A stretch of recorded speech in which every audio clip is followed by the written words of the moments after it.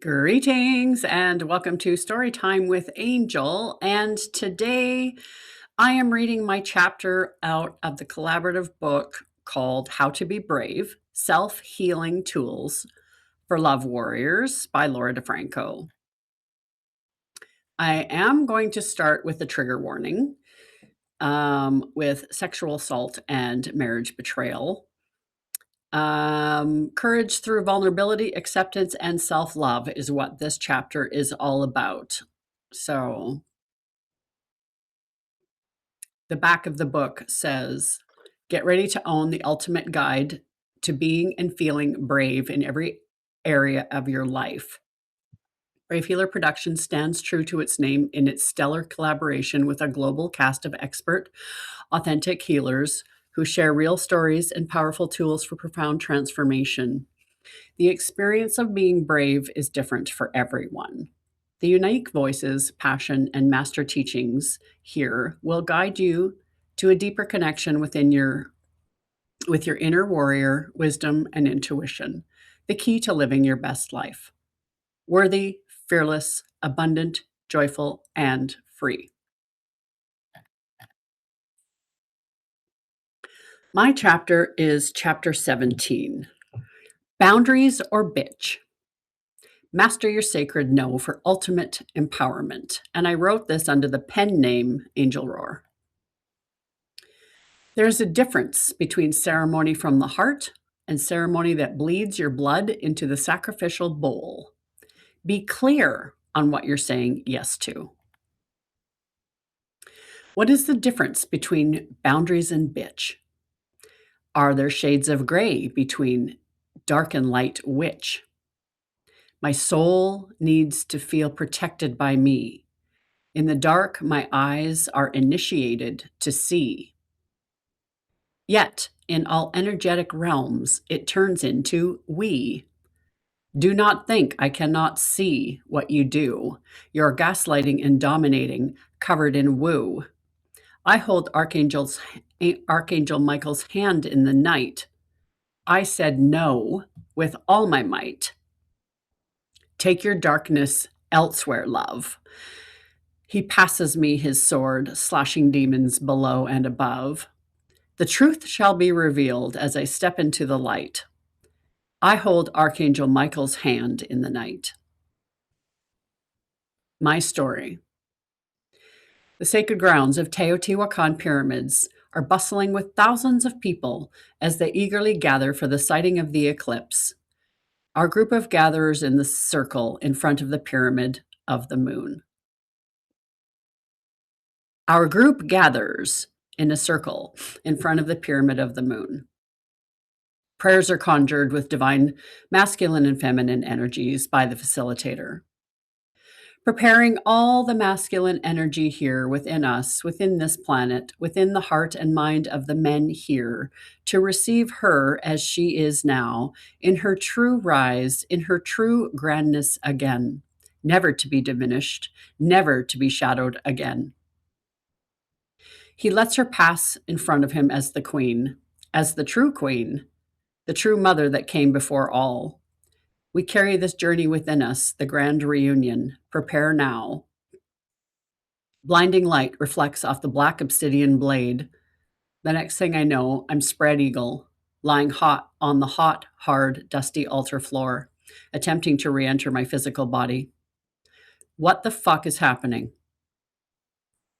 My eyes attempt to adjust to the rays of light penetrating from the scorching eclipsed sun.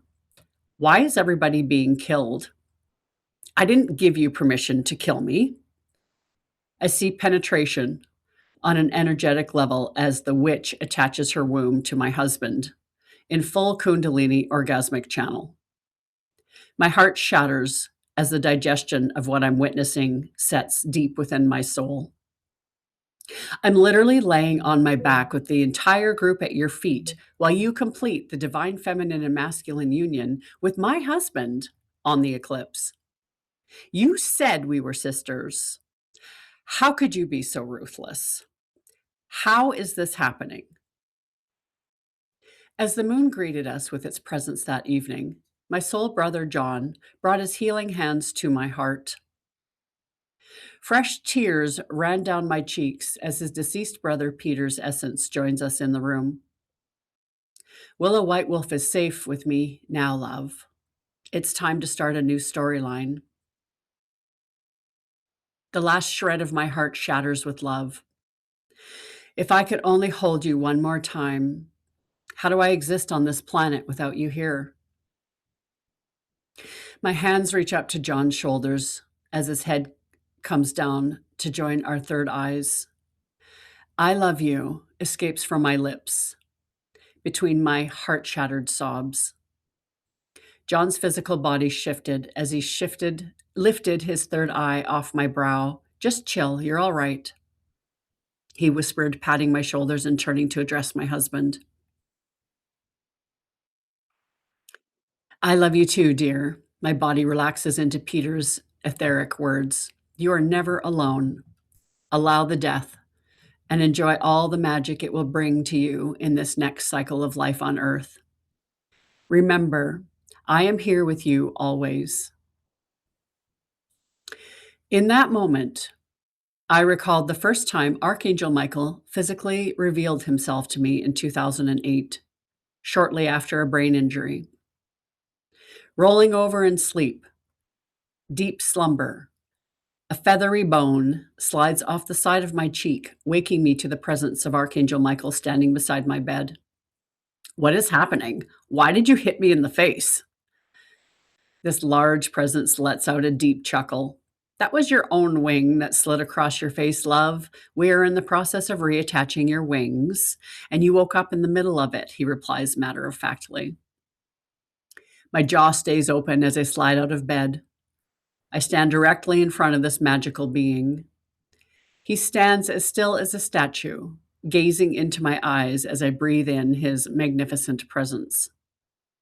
My eyes fixate directly in front of me, landing at his golden solar plexus, admiring his stellar physique. My quivering hands connect to his heart, and I lift my head to meet his soft gaze.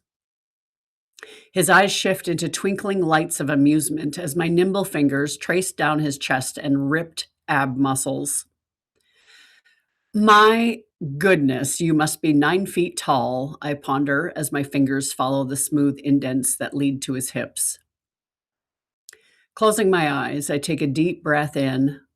Time stands still. I open my eyes to an empty room. He was physically gone, yet there was a tangible knowing that I'd never be alone again. Knowing and experiencing that connection with him, that you are never alone, is essential when you are experiencing PTSD symptoms after a betrayal. Relational betrayal hits deep. Not only is it an intentionally deceptive act, but it violates the fabric of soul-level trust offered to the humans you choose to create with, be it a marriage, a friendship, family, or a business partnership. Traumatic experiences leave everything distorted because you're left questioning if any of what you experienced was real. This level of violation causes a great rupture to your foundation of safety and security, often causing you to lose faith in love, in the people surrounding you, but more so in yourself. You stop trusting your own intuition and your instinct. I learned the hard way that certain humans will take advantage of your gifts and siphon your energy from your heart if you let them. Hear that again, fixer pleasers. Humans will take advantage of you as long as you let them. For most humans, this is unconscious. They're just going along with their storyline, trying to survive. But when they teach awareness and spirituality, there is a knowing. This teacher dropped seeds into the circle, watering with dark intent, assuming that nobody would question her ways. Remember, when I'm in my channel, it's not me performing the ceremony. If you can't control yourself in a channel, does that mean you have no discernment? Permission is required for penetration in the 3D world, or it's called rape. Is permission needed for merging in the 5D world as well? Does that mean all humans can do whatever they want to whomever they want, and they're not responsible for their physical actions if they're channeling? Where's the radical responsibility in that statement? Does that mean you're dangerous if you're not accepting responsibility for what your body does in and out of ceremony? It was divinely orchestrated. It had to happen. Did it? Did it have to happen the way that it was orchestrated? Yes, the divine masculine and feminine needed to merge in that ceremony on the eclipse. Agreed. As I practice the fifth agreement, be skeptical but learn to listen, by my teacher Don Jose Ruiz, I ask myself, what situation is more powerful to complete the ceremony for the collective consciousness? Twin flames who have committed to a life in service together, have a deep storyline already, and have made the sacred commitment of marriage to one another, or the siren who kills the wife and steals the innocent sailor as her lover. As I spun in my own haunting questions that evening, navigating a nervous breakdown, the answer came in the next morning when most of the participants in the ceremony were ill, purging from both ends. There is a difference between ceremony from the heart and ceremony that bleeds your blood into the sacrificial bowl. Be clear on what you are saying yes to. If the ceremony does not feel good, there's a chance you were fed upon. Black witches use energy from emotional atmosphere and other humans.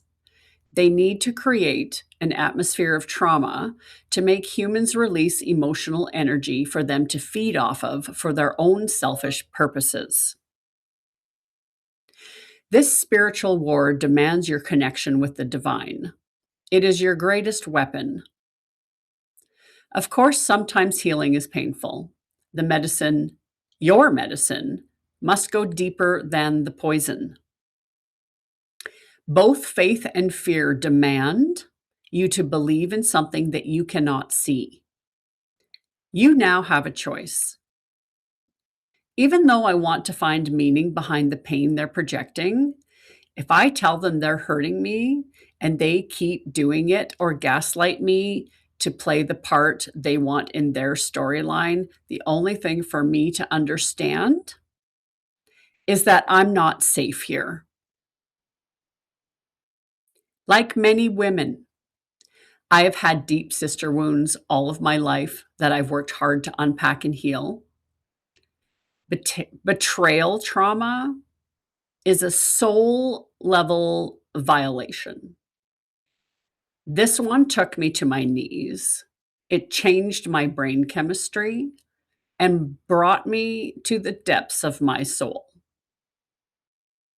We must sharpen our sword of discernment and be unafraid to speak what we see. Even though to some, it may look like judgment and not being spiritual enough. Do not get sucked into the new age trap of awakening souls.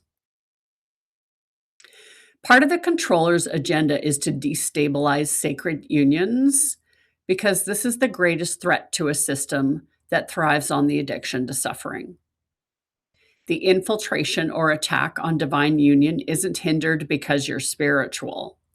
I believe the attack on sacred unions is even greater within the conscious communities because it veils itself under the spiritual glitter and unhealthy boundaries.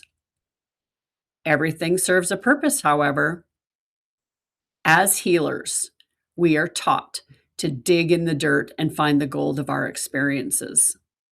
My gold out of this experience brought me to a greater discernment of invisible boundaries and a deeper knowledge that some people are quite happy where they are in life and choose to wield their magic in dark ways.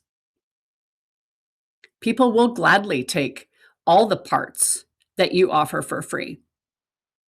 They will also gladly take the parts that you don't understand are being taken.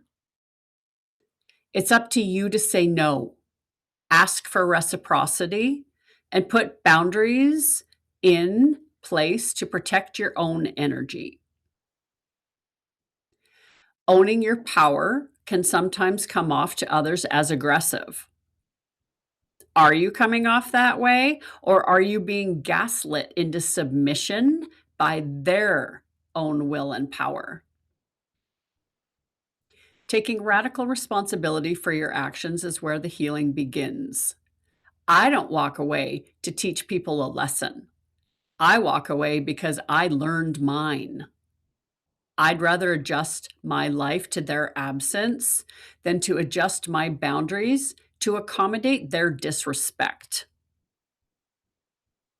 It takes strength to forgive someone who wasn't even sorry. It takes even more strength to challenge their ways and share your experience. To challenge those who say, "Are you doing this for revenge?" I've had this type of betrayal happen a handful of times in my life. The gift this woman gave me was asking me the first question of our flared nose to nose. If you didn't want me to kill you, then why did you let me? Why did you give your power away?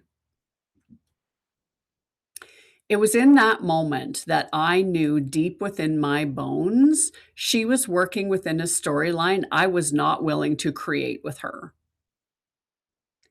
One that didn't harbor trust and respect, a story based on take. With this information, I knew the only peaceful way to end this connection was to disconnect entirely. Understand, some humans were not put here to evolve. They're here to remind you of what it looks like when you don't. Discernment is when you don't have to reach the end of a lesson to learn it.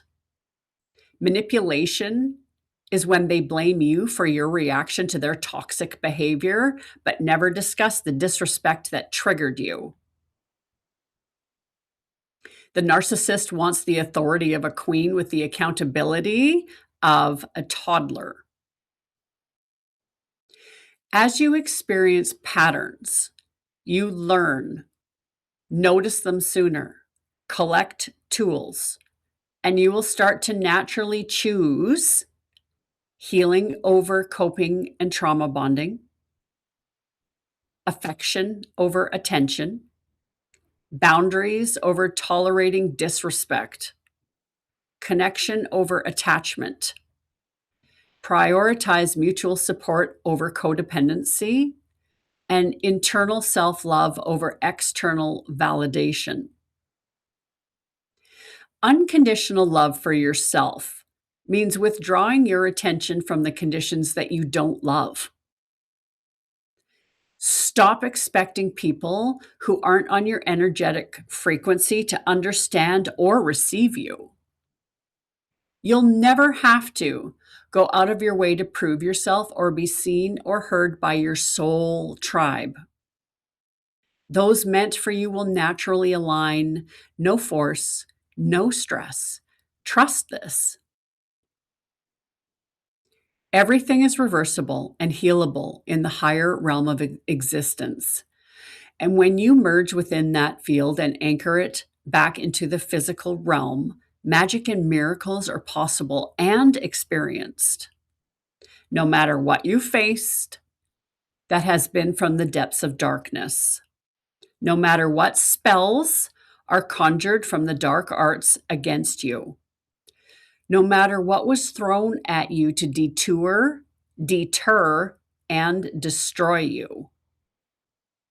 No matter what dark web of black spell seduction you stepped into.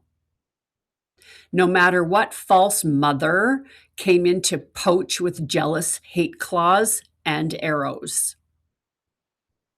Take back your throne. Return their hate. Return their projections.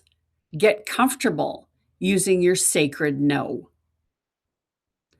You have now found your priestess within. Your dark veil initiation is now complete. As you awaken to the pure light and regal queen within you, she is not designed to give. She is designed to multiply what she has been given. Those operating from their ego will be stripped of their power moving forward. Only those operating from the heart will now lead us. Ecstatic consent, fuck yes, is needed from all parties before collaboration takes place in life or ceremony. Consistency is king. Emotional safety is established through consistency. Consistent communication, consistent care, consistent responsiveness. Inconsistent patterns and unpredictability cause the nervous system to react into survival instead of expanding into surrender. As a queen, this is a threat. Allow your king within to provide protection and security. Love cannot survive in unsafe spaces. Safety is a prerequisite of love. Helping the wrong person can throw you off track. You cannot save everyone, and you're not supposed to save everyone. Some deserve to be where they are. Use discernment before you pour your attention into someone. Always ask, is this someone who deserves my help or is in a place to receive my help? It is not judgy to protect your own energy field first. It is not selfish to protect your marriage. It is necessary to choose your nervous system first and then your partner's. My experience was that of Hansel and Gretel, which was a quote from my now ex-husband, Seth Rohrer. Being able to discern who to help and who to interact with means you first have to connect with your own divine essence. The mirror room tool is how I did that. The tool. I have been blessed in this lifetime to find humans learning to embody the energy of Archangel Michael. However, the first person I really saw it in was myself. I found this essence in the mirror. I can remember talking to myself in the mirror when I was young, before I knew this was a powerful connection tool. This place was natural for me and went deeper with my time and energy spent in the gymnastics world, where you had to watch yourself on film in the mirror and be watched by others. Reflections became a part of my daily life. After experiencing such a breakdown of trust and trauma with this teacher, I found myself heading back to my own mirror room, where the most profound and powerful healing always happens. The mirror room. Mirror work is a high-performance way to challenge and release programming or agreements that you or society have placed upon you. It takes courage and dedication to meet yourself in the mirror, more than most tools, because it's your beliefs and dreams that teach you how to love yourself. Most humans on this planet fear looking into the mirror. It's the last thing they want to do. That right there is an invitation to lean into that resistance and reveal what's underneath. It's easy to continue your negative thought processes if they just stay in your head. But as soon as you verbalize them and continue verbalizing them to yourself in the mirror, it shatters that belief system. Are you really stupid? Are you really crazy? Why are you so sensitive? Why are you saying such mean things to yourself? Would you let somebody else say such things to yourself? Do you actually believe that? Or are you parroting something that was said to you as a child and you took it as truth? The clarity from doing mirror work brings you back to your innate power. Your power lies within, and it always has. You've been looking in the mirror and seeing and being your own tyrant most of your life. And when you face that tyrant within yourself, those outside of you have no choice but to retreat. Take back your sovereignty, reclaim your freedom, and remember your power. You are a powerful being of infinite possibility. Once a day minimum. Find a room with a mirror, quiet, no distractions, and no one around you. Look deep into your own eyes and say, "You are the love of my life." Repeat this to yourself a minimum of 10 times, and also do your best to feel gratitude for yourself and your body while you say these words. Journal what you see and feel each day as you do this practice. This will allow you to see the shifts over time, and it's a wonderful way to process and move energy. Be your greatest cheerleader. It's time to evict the tyrant. It's time to stand in your power and show the world that unconditional love will not be mistaken for weakness. Unconditional love is, in fact, where your true power and freedom are found. Survival mode isn't the gold medal of Earth School. You truly do not have to settle at this level of life.